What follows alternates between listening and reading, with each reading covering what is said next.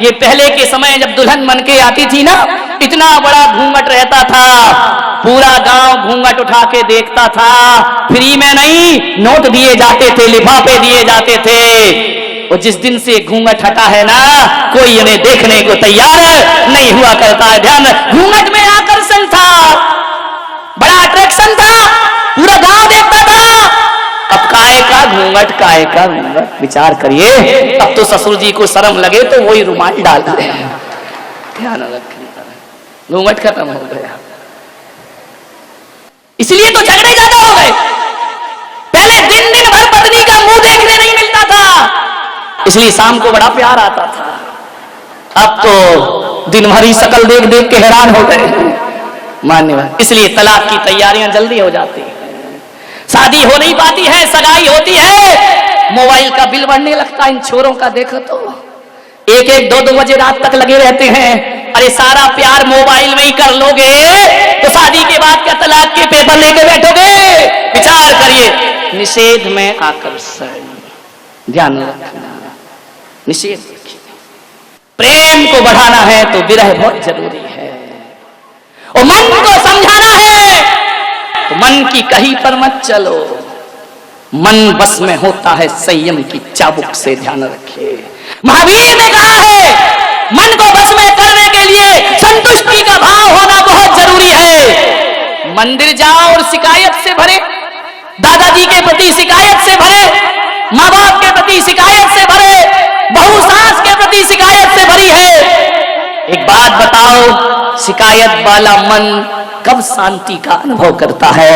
अरे अहो भाग्य से भो, मंदिर जाओ और कहना भगवान मेरी औकात से ज्यादा तूने प्रदान किया है, मैं तुझे धन्यवाद देने के लिए आया हूं। आप संत चरण में जाओ, शिकायत से मत भरिए, ऐसा सोचिए कि मेरे जीवन का पुण्य उदय है जो संतों का आशीर्वाद मुझे प्राप्त। अहोभाव से भरिए, धन्यवाद से भरिए। जितना अहोभाव आएगा उतनी मन में शांति आएगी, और जितनी अभावों पर दृष्टि रहेगी, जितनी शिकायतों पर दृष्टि रहेगी, मन अशांत होता चला जाएगा। सौभाग्य मानिए, जो भी मिला है किस्मत मानो अपनी।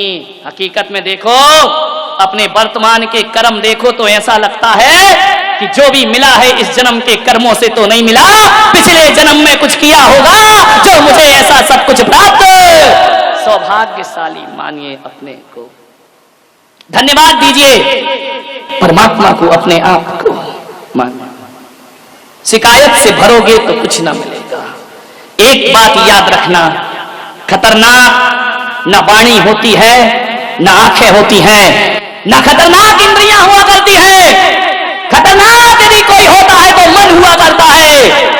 मन आंखों को भी खतरनाक करता है, मन जुबान को भी खतरनाक करता है। मन तो वो है, ध्यान रखना, तुम्हारे घर में एक स्विच बोर्ड होता है और एक मेन स्विच होता है। ये इंद्रियां स्विच हुआ करती हैं और मन मेन स्विच हुआ करता है। मन का मेन स्विच गिरा दो, इंद्रियों के स्विच अपने आप बंद हो जाया करते हैं, उन्हें बंद करने की कोई जरूरत नहीं। मन का मेन स्विच गिराइए, सारे उपद्रव मन के द्वारा होते हैं। मान्यवर, मन, एक बात याद रखना, दूध को लीटर से नापा जाता है और कपड़े को मीटर से नापा जाता है। एक बात बताओ, मन को नापने का कौन सा तराजू तुम्हारे पास है? मन के नापने का कोई तराजू नहीं है। कभी आकाश की ऊंचाइयों में जाता है मन, और कभी खंबात की खाड़ी में गिर जाता है ये मन। ध्यान रखना, ये मन बड़ा नादान, जितना इसे मनाओ उतना मचलता है, उतना दूर भागता है। एक बात याद रखिए, सम्राट सिकंदर जब भारत को जीतने के लिए आए, विश्व विजेता बनने का ख्वाब लेकर जी रहा है, किसी व्यक्ति ने यूनान से आते समय कहा कि सम्राट, भारत जा रहे हो, क्या लेकर आओगे?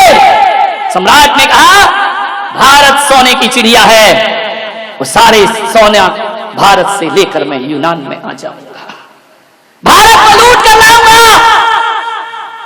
किसी वृद्ध ने कहा कि सम्राट, भारत से केवल सोना लेकर मत आना, भारत जा रहे हो तो दुनिया के सभी देशों के पास सोने चांदी मिल जाएंगे, भारत से तो वहां का अध्यात्म लेकर के आना, क्योंकि जो अध्यात्म भारत के पास है वो दुनिया में किसी के पास नहीं हुआ करता है।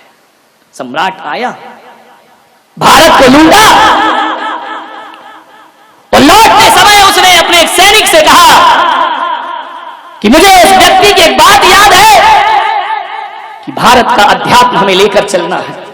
जंगल से घोड़ों पर गुजर रहा था, एक झरने के नीचे दिगंबर मुनि विश्राम कर रहे हैं। सैनिक पहुंचा, नग्न दिगंबर काया, हाथ का सिरहाना, धरती बिछाना, आकाश ओढ़ना।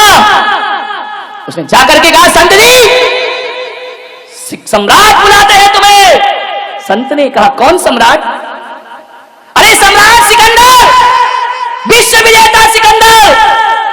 अरे संत ने कहा, मैं किसी सिकंदर को नहीं जानता। बोले, अरे सारी दुनिया उसे जानती है और तुम नहीं जानते हो। बोले, मैं नहीं जानता किसी सिकंदर को। अरे बोले, वो सम्राटों का सम्राट है। अरे बोले, होगा, मेरे किस काम का? अरे बोले, तुम्हें अपनी जिंदगी से प्रेम नहीं है, किस जिंदगी की बात करते हो? हम जिंदगी से प्यार नहीं, हम आत्मा और परमात्मा से प्यार करने वाले लोग हैं। और यदि आत्मा और परमात्मा के लिए ये जिंदगी छोड़ना पड़े तो भारत का संत उसके लिए तैयार हुआ करता है। एक बात याद रखना, जाओ सम्राट से कहना, हम लोग शरीर छोड़ सकते हैं मगर सिद्धांत नहीं छोड़ सकते हैं, हम उस देश के रहने वाले लोग हैं। बोले, सम्राट आपको बुलाते हैं। संत ने कहा, बड़े बड़े सम्राट हमारे चरणों में आते हैं, हमें कोई सम्राट बुलाए इतनी ताकत किसी में। बोले, तलवार से सर अलग कर दिया जाएगा। बोले, इसकी परवाह कब है मुझे? जाओ तुम्हारे सम्राट को बोलना, भारत का संत तुम्हें आदेश करता है, उसे जरूरत है तो वो मेरे पास आए। हमारी भारत की परंपरा है कि प्यासा कुएं के पास जाता है, कुआं कभी प्यासे के पास नहीं जाया करता है। सम्राट सिकंदर के कान में शब्द पड़े, घोड़े पर बैठकर आए, रकाब पर पैर रखा हुआ है। सम्राट ने उस संत को देखा, कल्याण मुनि उस संत का नाम था। सम्राट ने कहा, है भारत के संत, मुझे दे, पूरी दुनिया जीती है मैंने। संत ने कहा, ओ भिखारी, तूने दुनिया जीती है, मुझे देख, खुद को जीता है मैंने। ध्यान रखिए, हमारे यहां वो विश्व विजेता नहीं होते जो दुनिया जीतते हैं, हमारे यहां वो विजेता होते हैं जो अपने मन को जीता करते हैं। बोले, चलो हमारे साथ। संत ने कहा, साइड है, ऐसा सम्राट है तू, आकाश की फ्री में दी हुई धूप भी ले रहा है, तुझसे बड़ा भिखारी दुनिया में कौन होगा? सम्राट को चोट लगी, घोड़े से नीचे उतरा। बड़े बड़े दुश्मन मैंने देखे, मगर ऐसा ना देखा जो दिल पर चोट कर रहा है। उसने कहा कि संत जी, मेरे एक वृद्ध ने कहा है कि भारत से जब लौटो तो अध्यात्म लेकर के लौटना, मैं तुम्हें अपने देश ले जाना चाहता हूं। संत ने कहा, जानता है अध्यात्म क्या होता है? जरा एक बात बता सिकंदर, ये जो सारी दुनिया में लूट खसोट कर रहा है तू, ये सारी दुनिया को जो जीत रहा है, बोल इसके बाद तू क्या करेगा? बोले, मैं पूरे विश्व को जीत लूंगा। सम्राट, जरा ये बता तू करेगा क्या उसके बाद?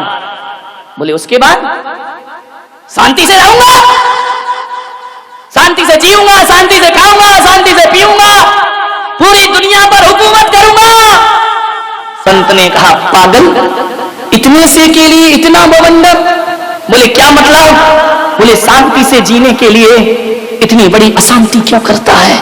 बोले, समझ नहीं पाया मैं। बोले, पागल, शांति के लिए दुनिया नहीं जीती जाती, शांति के लिए तो खुद को जीता जाता है, मन को जीता जाता है। अरे सारी दुनिया जीत कर भी तू शांति नहीं पा सकेगा। आ मेरे पास बैठ, तो सारी दुनिया को ठुकरा के आत्मा की शांति को प्राप्त कर।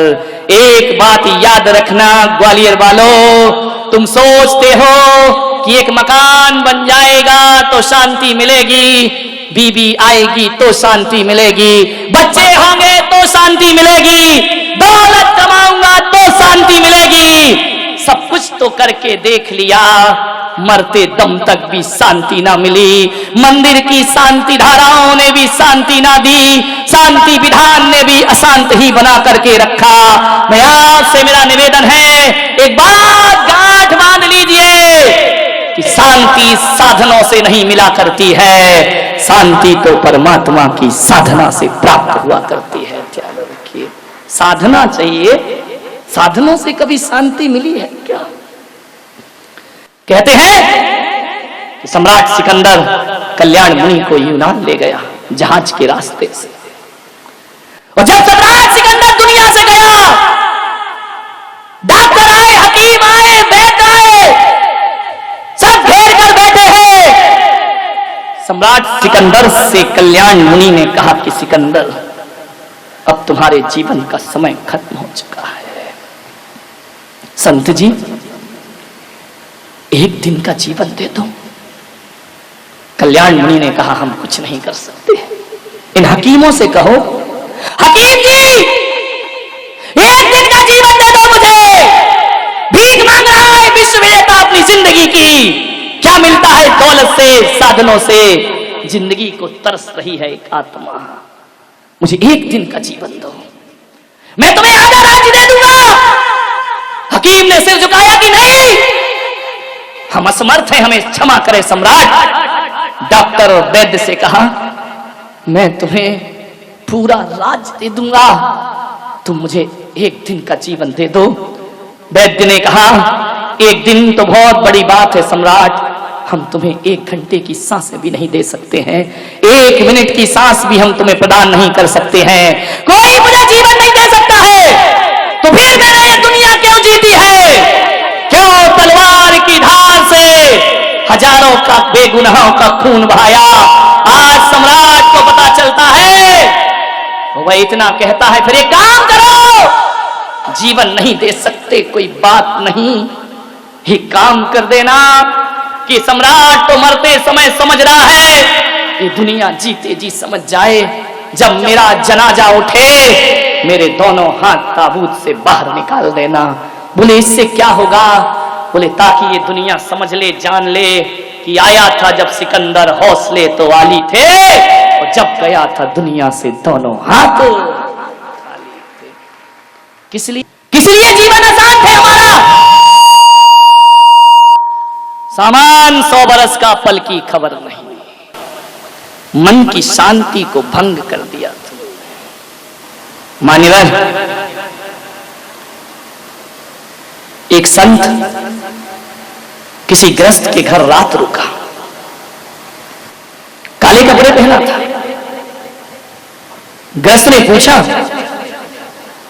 मैंने भगवा संत तो देखे हैं, पीतांबर संत देखे हैं, श्वेत वस्त्र वाले संत देखे हैं, निर्वस्त्र संत देखे हैं, तू कैसा काले कपड़े पहन करके घूम रहा है? उसने कहा, ये मेरे शोक के कपड़े हैं। बोले किस बात का शोक है संत को? बोले मेरे क्रोध मान माया का अंत हो गया है, उसका मातम मनाते घूम रहा हूं मैं। बोले क्रोध मान माया का अंत हो गया? बोले हां, उसके मातम में मैंने मातमी कपड़े पहने हैं। तो गृहस्थ ने कहा अपने नौकर को, इस संत को धक्के मारो और बाहर निकाल दो, इसे अपमानित करके बाहर करिए। नौकर ने धक्के मारे, बाहर निकाला गया। संत ने कहा वापिस आ जाओ, गृहस्थ ने कहा वापिस आओ, फिर लौट कर आ गया। जैसे ही आया, नौकर से कहा फिर धक्के मारो। कहते हैं 10 बार धक्के मारे, 10 बार बुलाया, संत फिर आया, फिर गया, फिर आया, फिर गया। सदग्रस्त ने कहा कि अब मैं कह सकता हूं कि तेरे क्रोध मान माया का अंत हो चुका है, तू महान संत है। मालूम है उसने क्या कहा? तूने 10 बार बुलाया, अंदर बुलाया, बाहर भेजा, और मैं आ गया, मुझे गुस्सा नहीं आया, ये मैंने क्रोध जीता है। और तू कह रहा है महान संत है, तो मैं कोई महान संत नहीं हूं। अरे कुत्ते को भी 10 बार मारो और रोटी दिखाओ तो फिर जाता है, फिर लौट करके आ जाता है, फिर जाता है, फिर लौट करके आ जाता है। अरे मैं बार बार आ गया तो कोई बड़ा काम नहीं किया, ये काम तो एक कुत्ता भी अपने जीवन में कर लिया करता है। इसमें कौन सा बड़ा काम कर दिया, इसमें कौन सा महान जीवन हो गया मेरा। मान्यवर, कुत्ते को दुत्कारो तो भागता है और कुत्ते को पुचकारो तो पास में आ जा। ऐसा ही मेरा जीवन है। तुमने धक्के मारे तो मैं चला गया और तुमने प्यार से बुलाया तो मैं लौट करके वापिस। ये होती है जीवन की शांति। मान्यवर, संत तुकाराम की पत्नी बड़ी झगड़ालू, इतनी झगड़ालू कि जब वो खाने को बैठे तो थाली फेंक दे उनके ऊपर। तुकाराम कुछ नहीं, चुपचाप शांति से भोजन करते जाएं करते जाएं। एक दिन इतनी गुस्से में आई कि ठंडी के दिनों में उस पत्नी ने मटके का ठंडा पानी तुकाराम की सिर से डाल दिया। तुकाराम ने कहा, अभी तक तो मैं समझता था कि मेरी पत्नी ज्वालाबाई है, आज पता चला कि ये शांतिबाई भी बना करती है। ध्यान रखिए मान्यवर, बहुत कठिन काम है, प्रयास करें। एक व्यक्ति मेरे पास आया, बोले महाराज मैं संन्यास लेना चाहता हूं। तो मैंने कहा देर किस बात की है, अब तू सोच क्या रहा है, इतने अच्छे भाव बने हैं, चल साथ में। बोले महाराज जब तक प्रवचन सुनो लगता है सब छोड़ो। तो मैंने कहा बस उसी दिन छोड़ दे। बोले मन तो बहुत है कि मैं संन्यास ले लूं। तो मैंने कहा ले क्यों नहीं रहा है, मन को देखो कितना चंचल है। बोले महाराज आज जब मैं घर से आ रहा था, पत्नी ने 3 बार हाथ पकड़ा, तुम संन्यास मत ले लेना, मैं मना कर रही हूं तुमको, महाराज के पास खूब जाओ लेकिन महाराज के साथ मत जाओ, ध्यान रखना।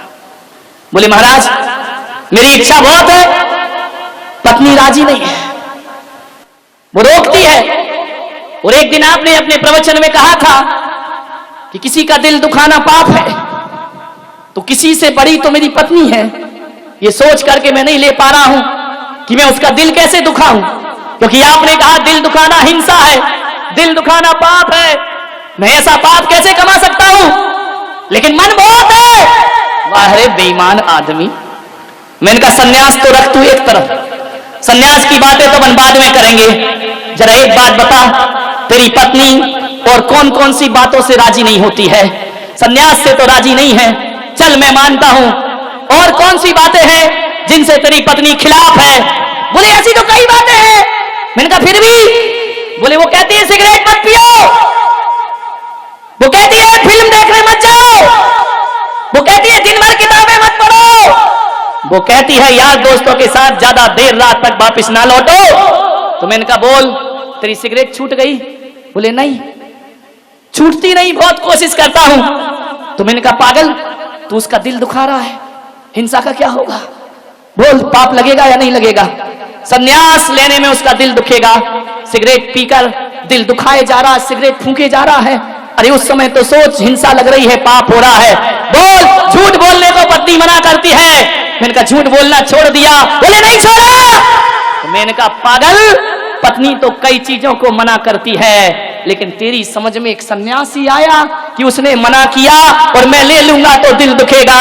अरे सिगरेट में भी दिल दुखता है, तू जो आवारा गर्दी करता है। बेचारी मन की चालाकियां तो देखो, कैसे सन्मार्ग से बचाता है अपने आप को। मैंने कहा केवल सन्यास का दुख नहीं देना चाहता तू, बाकी सारे दुख उसके हवाले तूने कर रखे हैं। अरे सोच तो विचार तो कर, मन बड़ा चंचल है, सन्मार्ग से पीछे जाता है, सन्मार्ग से घसीटता है हमें, कितने तर्क निकाल लेता है मन। विचार करिए महाराज, मुझे आपसे बात कहना तो नहीं चाहिए, फिर भी कह रहा हूं, बुरा मत मानना। बात तेरे क्या मानूंगा तो मानूंगा, तू बोल दे जो बोल रहा है। मैं उसी समय समझ जाता हूं कि तू तो बुरा ही मानने वाली बात बोल रहा होगा, तब तो कह रहा बुरा मत मान। ये बड़े चापलूस लोग होते हैं, ध्यान रखिए। माने आओ मन की शांति की तलाश करें, छोटे से सूत्र दे रहा हूं। आओ मन को कैसे जीते। पत्नी किसे बुरी लगती है? पत्नी बुरी नहीं लगती। पत्नी जो अशांति फैलाती है वो अशांति बुरी लगा करती है। बच्चे किसे बुरे लगते हैं? बच्चे किसी को बुरे नहीं लगते।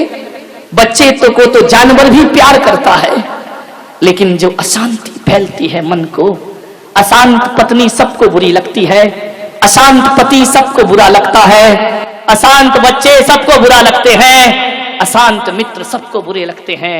आपसे एक ही निवेदन है, आओ शांति को अपने जीवन का सिंदूर बनाए, शांति को अपने माथे का सौभाग्य बनाए। कैसे बनेगा माथे का सौभाग्य शांति? अरे सोने के कंगन पहन पाओ या ना पहन पाओ, शांति के कंगन रोज पहनना चाहिए। सोने के कंगनों से वो सुकून नहीं मिलेगा जो शांति की चूड़ियों से सुकून मिला करता है।